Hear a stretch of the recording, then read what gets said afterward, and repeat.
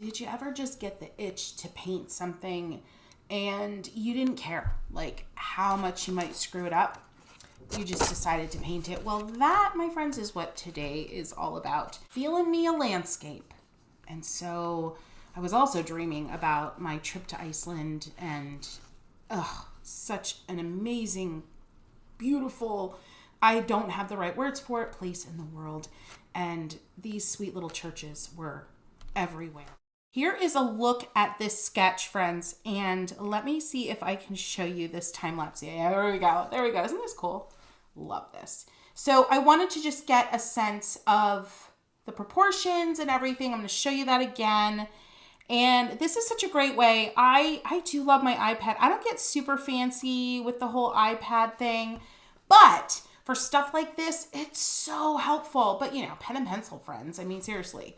A little sketch you do, little sketch, get a sense of, there was this really cool perspective that the lupines were creating and just a sense of scale with the church. Could be a little smaller, but she's pretty in red, so I might just stick with it.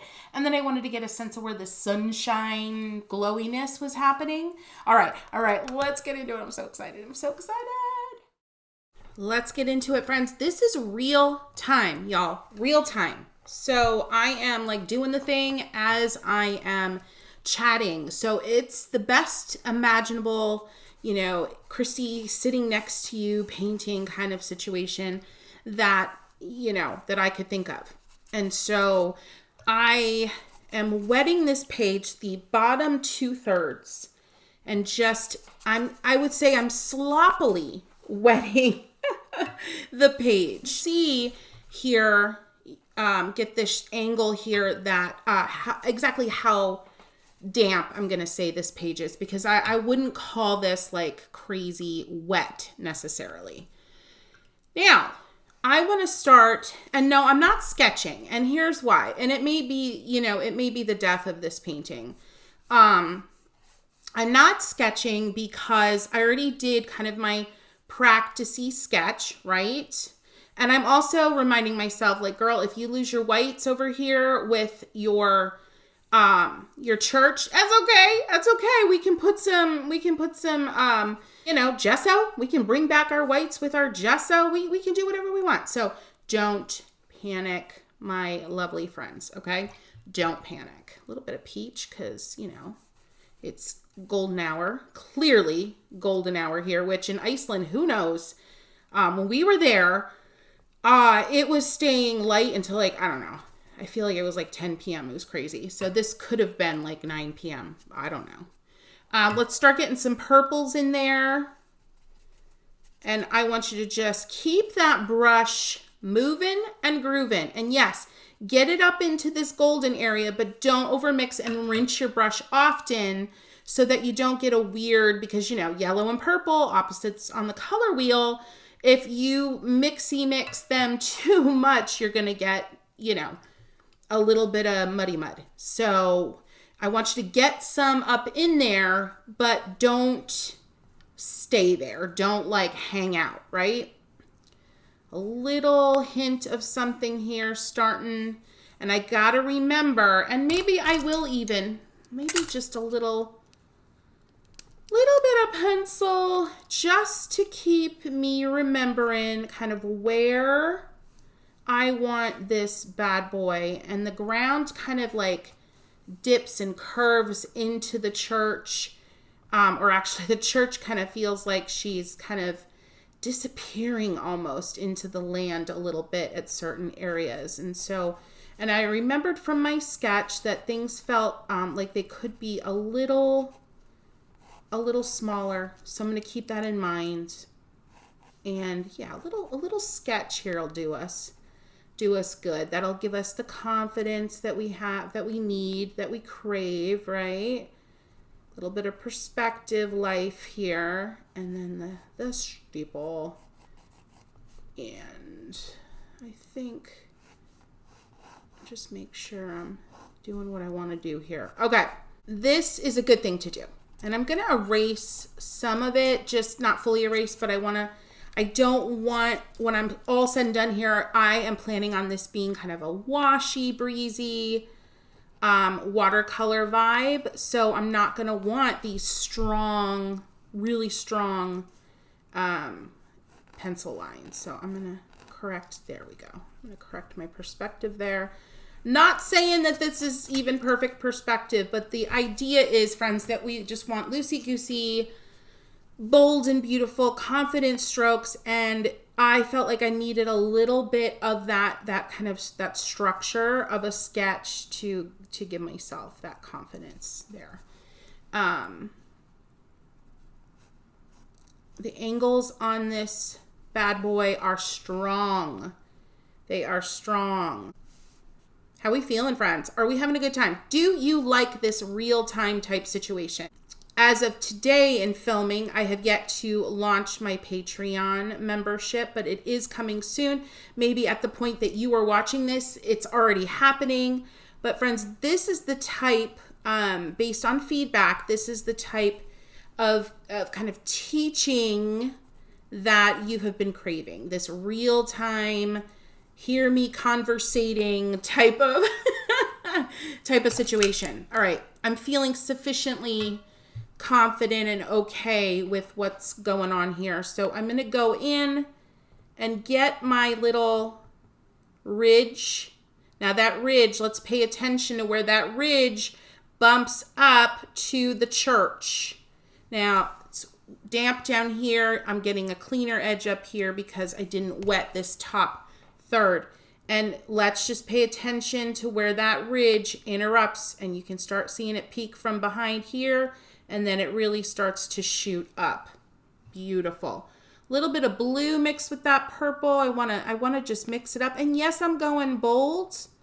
I'm going bold because I'm feeling confident-ish in my placement. A little bit of green here that I can see in that upper right-hand corner of the inspiration photo. And then let's get some purple back in here. But a light hand, friends, because I don't want to make mud. Little touch of water so the glowiness of the yellow blends in with this ridge in the horizon. Lovely, lovely, lovely. I'm pleased with that. Realizing too now that my steeple is definitely going to get itself taller as I continue to work. All right, let's get some greens in the foreground here. Simple atmospheric perspective, friends, is that as you're getting into the foreground, your greens are more yellow. Up here, more yellow. They're not actually necessarily, I mean, it could be more yellow, but they appear more yellow. And as you fade into the distance, your ridgeline and all that kind of good stuff in the distance, whatever it is, mountains, a little too much paint on the brush there, are going to appear more blue, hazy, purpley, yeah, all that kind of good stuff. All right, and I'm just mingling in some greens. Some are dabs where I'm just kind of going up and down. Some are strokey, where I'm doing kind of this stuff where I'm stroking and creating like grassy looks. But all the while I am looking at that main perspective where this lupine field, lupine. Friends, if you don't know already, I am terrible at pronouncing things. I don't know what it is. So feel free to correct me. Everyone does. I've grown moderately accustomed to being corrected on a lot of things I say. So back to perspective, I'm just paying attention to this subtle kind of vanishing point. What's a vanishing point? It's kind of where the road or the lane or the stream looks like it's going back to a point because of the perspective. It's not actually going back to a point, but it appears to be. And so I'm keeping that in mind because I think visually it's actually extremely effective, or compositionally very, very effective. Now, let's just take stock of where we're at here. If there's any weird hard edges that you don't think look cool, let's kind of soften them. I've got some down here that I actually like. It's a nice visual break. Everything's washy and, smoogey. And then a little bit of white space and airiness and harder edges down here is nice. I know that I need to make my steeple, when I finally pop in that red, I know that this is going to need to be taller, but I'm happy with the smaller scale of my church and it's feeling good. Now, what I think we should do here, a few kind of horizontal strokes just with a clean brush to kind of lighten up this area back here. And there is a decided kind of lavendery situation. I'm going to mix some of my purple and my shell pink that I love so much. I'm going to pop some of that back here. A little too much, blot it off on the paper towel and just get that back in there because that's really nice. But horizontal lines. And we, just as much as a variety of texture or a variety of contrast is going to help composition, a variety of the direction of brush strokes is also going to help composition. So a lot of short, vertically billowy stuff here in the front. So I think a nice little bit of horizontal, wave-like, ocean-like situation could be really nice back here. Now let's go in while this paint hasn't been sitting too long, and let's go ahead and just scrub some out right now to start to think about, if we want to get a sense of that sun ray situation happening. We can do more of this later, but I want to lift some of it now. And I'm going in the direction of those sunbeams that I see in my inspiration photo. Rinsing my brush often because you don't want to carry any of that color from down here up into here. And we're going to just do a little of this, friends, while the paint is not set and everything is still quite impermanent, let's say.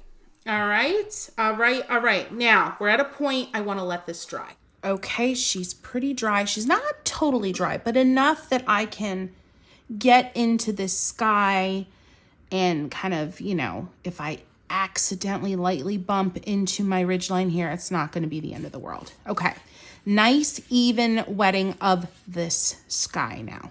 I am using my 3/4 inch dagger. That's it's just paper dagger if you wanted to know.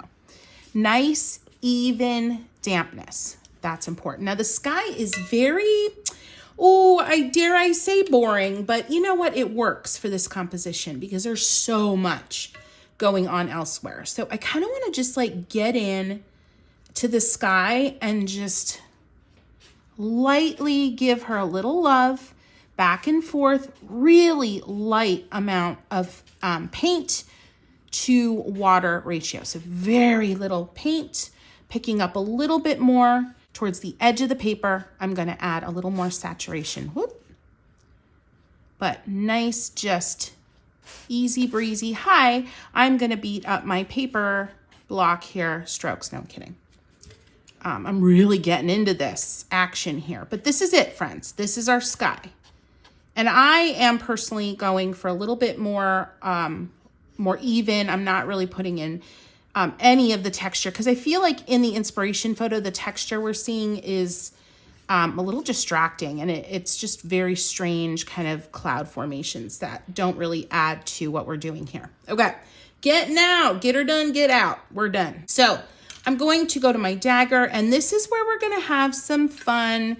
We're going to work on these lupines here. I have yet to decide how I want to treat these. I had some pink already on my palette, adding a little bit of purple to that. And in the foreground, the very foreground, that's going to be my largest lupines and potentially my most detailed.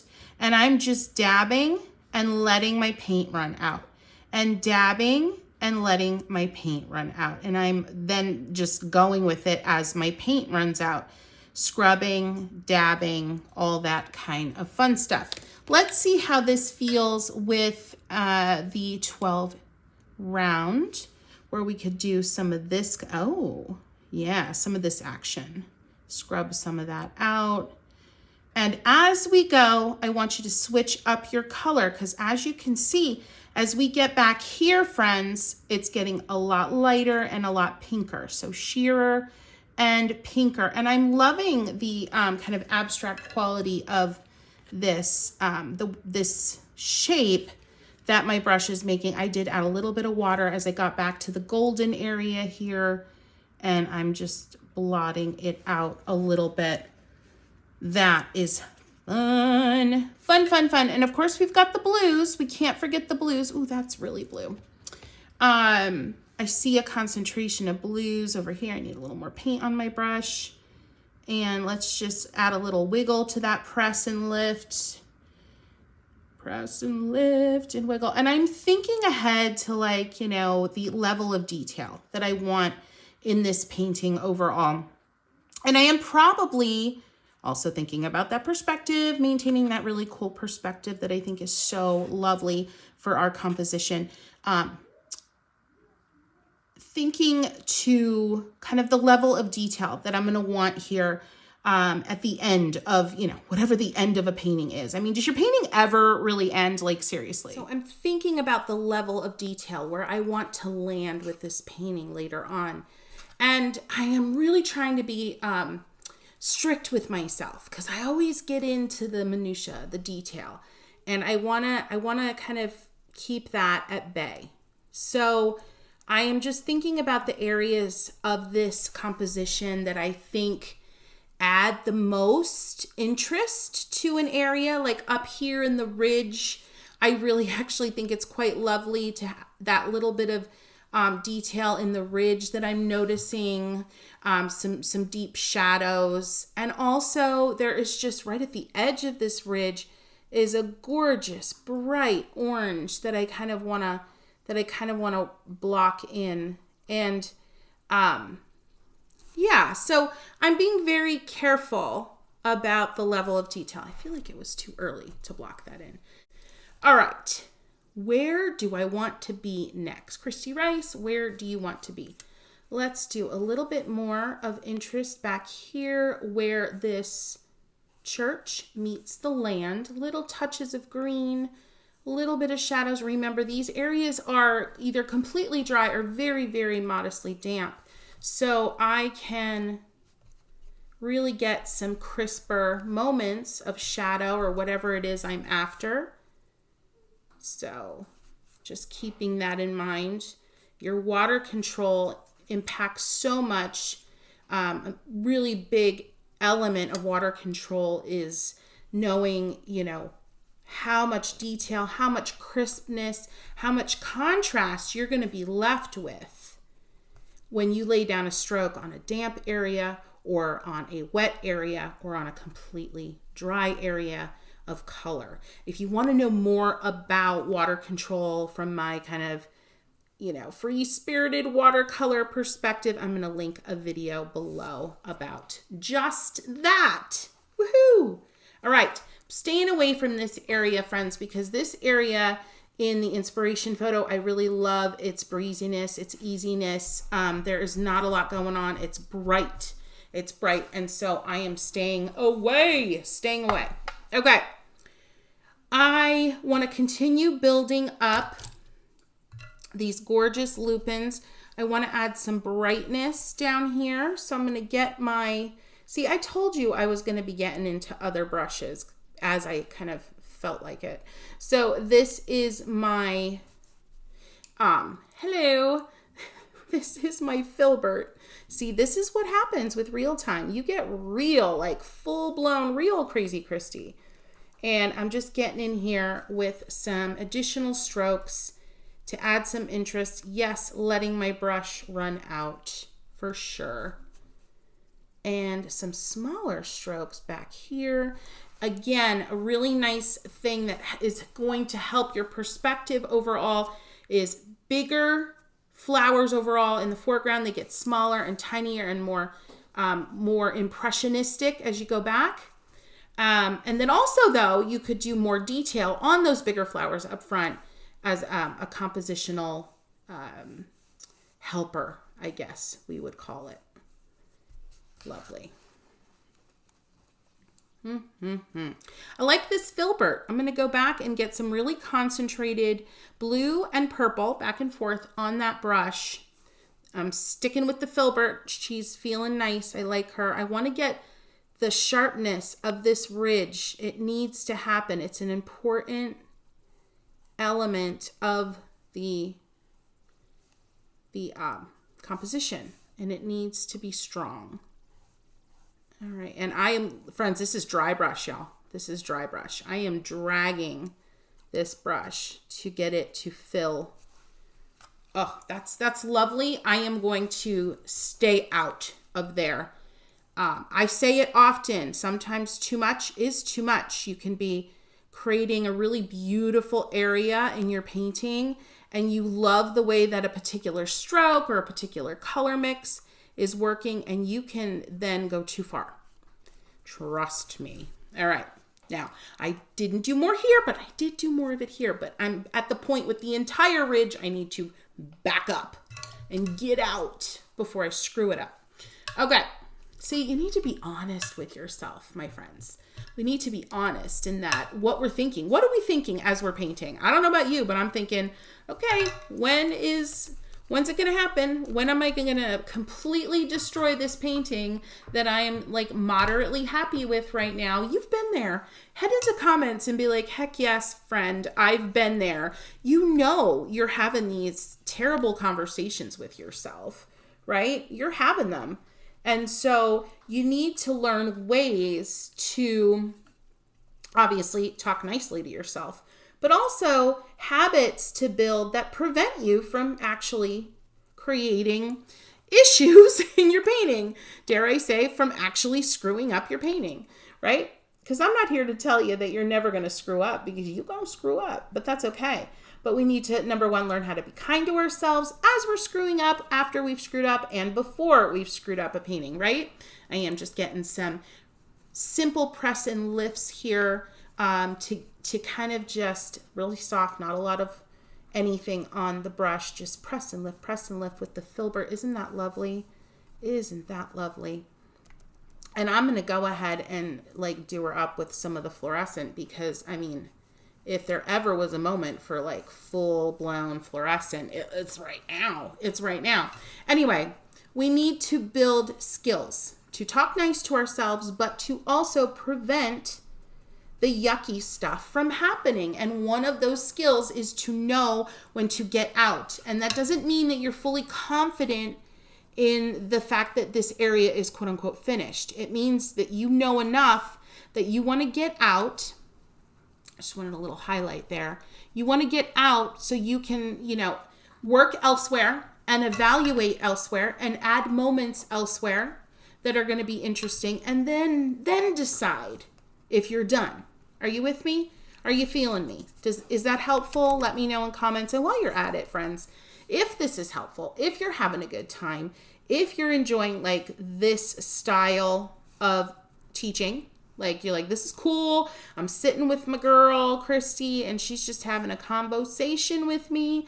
I would like to know about it. I'm feeling like I am conjuring my Monet here a little bit, which is not upsetting, not one bit. Let's get bigger with these brush strokes here. Let's get bigger. But anyway, give this video a boop, friends. That's a like, and that lets me and the algorithm know that this might be a cool place to hang out. All right, getting some greens in there. Lovey, lovey, lovey. So fun. You can do this, friends. You can do this. A little too contrasty there. Remember, we want to keep this back area breezy, hazy, glowy, and more of the contrast concentrated up here. I'm not sure that that's the correct correct. That is a word that implies, bad things. If that is the ideal, yeah, this is the ideal brush right now. So we're getting into Daggertown. Daggertown is going to give us the lupine. Wow, I'm making up a new way to pronounce it now. The lupin leaves are like elongated and lovely. And so this dagger is making those kind of strokes really a lot more effortless. All right, friends, I'm just having at it with the darker greens. It's getting more opaque.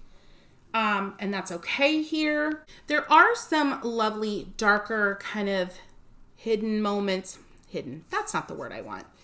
Kind of recessed moments in this composition that I feel like I want to pay attention to, right? So I'm using the tip of my dagger. I'm using kind of a mix of green, a little, dare I say, brown, which I don't often use a lot of brown.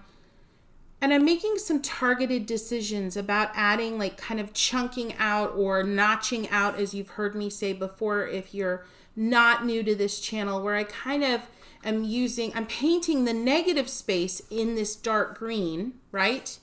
To kind of build out some of the contrast.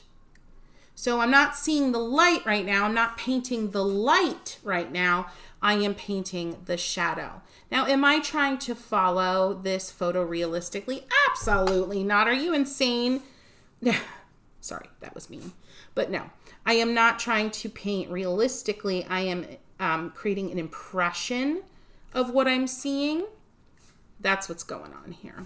And I don't want to take that darkness too much up into there. Pick up some of this color on a damp brush and carry it out a little bit up into here. And again, paint the shadow. Paint where the shadow is, not where the light is. All right. I do think at this stage, dun, dun, dun, dun, it's time. I do think mentally it would be very helpful for us to see this red. Now I am just loading up this lovely bright red on my palette, and we're going to get in there, and we are just going to get in with this dagger brush, and we are going to get that red in there. This is not a sheer. This isn't going to look watercolory. This is going to be strong. This is going to be opaque. This is going to be super confident. A little bit of stroke of red there, just teeny, right? And we are going to get in there, and we are going to just make that pop. Yo, it's going to pop. Look at that. All right, nervous Nelly time. Let's get the steeple in. Same approach. Really bold. Remember, we want to go a little taller. Yes, we do. And look at that. Look at that. All right, I'm going to leave it alone. Give it a moment to breathe. See how I feel about it. Boom, boom, boom. All right, I want to add a little bit more interest and a little bit more detail. Just a little back here. And that's going to mean just some peaches. A little bit of fuchsia in there. And let's just strengthen the look of this kind of sunny moment. Just a little. Just a little. There we go. A little bit of peach action there. And yeah.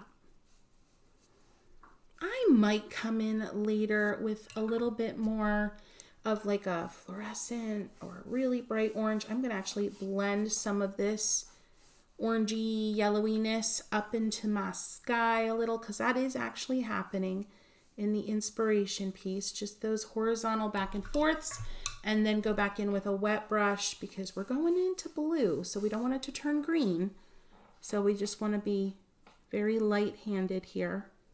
Very light-handed. Little bit of that brightness, and again, very light-handed. Blot up some of that. Looking pretty nice. All right, I want to get into some detail into the lupin here, and that's going to look like more saturated color, more saturated purples. I'm going to use the tip of my dagger for it, I believe. Who knows? Maybe I'll get the liner brush out or my detail brush out, and I'm just going to start adding some of these like centers to the lupin. They're like a cylinder almost that flares each individual flower. So I want to add a little bit of that. Hint, change the color as you go, because you know, God didn't create everything looking the same color. Nope, nopity nope. We just want to add some of those round centers. You're kind of looking down the tunnel of the lupin. They're going to be bigger here and get smaller as we go back. And remember, change your colors. I'm going to mix a little bit more of a pinky moment here. And I'm going to get back in. And back here, it almost just becomes like dots, right? Because this is our middle to background, and you're not seeing as much detail whatsoever, but we can still come in here and add more of that bigger flower center round detail. These lupins do have, I don't have a reference image of them close up, but I am seeing what appears to be white, but not like white from the sun hitting an area very strong, but actual, I think, I suspect that there's actual white in this particular lupin. Maybe all lupin have white in them. I'm using like a lavender over here. And just, again, dots at this point. I have a nice kind of pink mixed with a little peach and dots. Again, getting my Monet on here. And just dots, lazy dots, maybe a little squiggle here and there. Get me a little fluorescent action in that mixture and see how that feels up here. Up here could be even lighter texture, like little scratchy moments with that. Oh yeah, that's nice. Little, very tip of my brush, I'm hovering just above the page and I'm getting like scratchiness in like little tiny lines. That's lovely. I enjoy that. While I'm at it, I'm just going to go add a few little strokes, very sheer, of the same color, almost like that sun shininess is hitting different areas of this painting and the composition, like we actually know that it is from the inspiration image. The sun is just kind of glazing its way through the field, right? So I want to get a hint of that. So I'm also going to glaze these areas, just go over top with a very light hand and add some of that goldeniness, right? Goldeniness. Yeah, that is definitely a word. Good night. Good night, Christy. You cray. Love it. Okay. I'm feeling okay about this painting. I'm feeling like this is a really fun experiment, getting to play with texture. I'm going to add some of those really fine lines kind of directionally in the same direction as some of the purple I added in the ridge earlier. I love this moment over here that I created when I was painting in the ridge. So I'm going to kind of accentuate it a little bit. This is the time. This is the time when I'm going to get the getting done with some detail and have some Christy fun with the detail. I've got my 000. It's time to go. Get your smallest, teeniest brush out and let's do this. What do we want this to, how do we want this to work? How do we want to outline some of these? Yeah, maybe a little hot pink outline, just a suggestion. As we're going, we can add more of those kind of dots that are representing the center of the lupin. This is very abstract here, friends. This is very abstract. I do think some white, though, is going to benefit us. I do. When we get down to it, I do. I'm going in with straight up saturated hot pink, hot pink, but very small dots right here because these areas are damp. It's going to diffuse.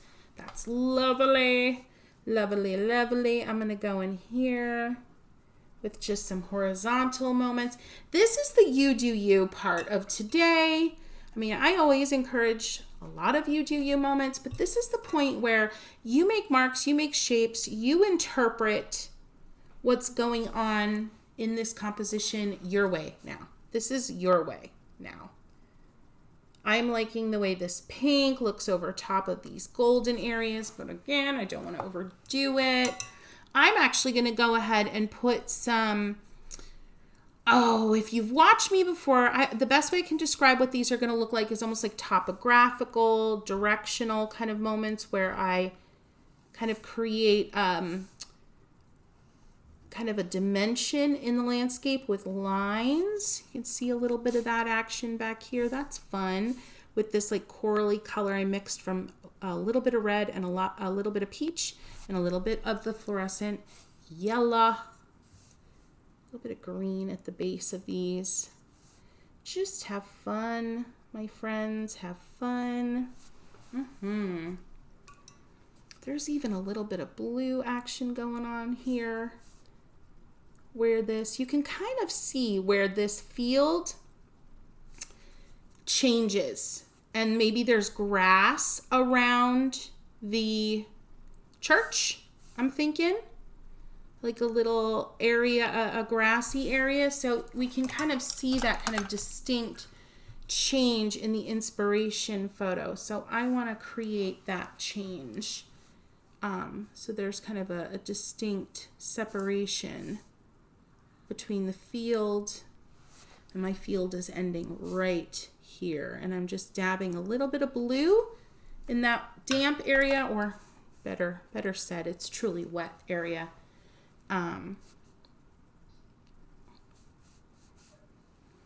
right, fun. All right, let's get those windows in our church, just 4 little windows. I've got a dark, it's not black, it's basically my blue, my purple, my red, my emerald green, and my brown mixed together to create this lovely just darkness. These little windows, friends, they appear to bump up right to the roof line, which is interesting. Just the perspective thing, surely. So we're just going to go in there with some darkness and have at it. And let's see where else there might be some dark moments that will give us that pop, that wow. Definitely a little attention paid to the very tippy top of that steeple. There's something going on up there for sure. And then lighten this dark color just with some water, because we've got a little bit of shadow over here on the roof line and a little hint of a window and a door that's even too dark. It's not black on that side. It's definitely more of a gray. All right. Fun. You could add a little bit of shading where the steeple meets the roof line. Just a little bit of darkness. That'll do. And let's get the white out. Let's see what we want to do with the white. Maybe just some touches, some dots and dashes. That's going to add a nice little sparkle. Yep.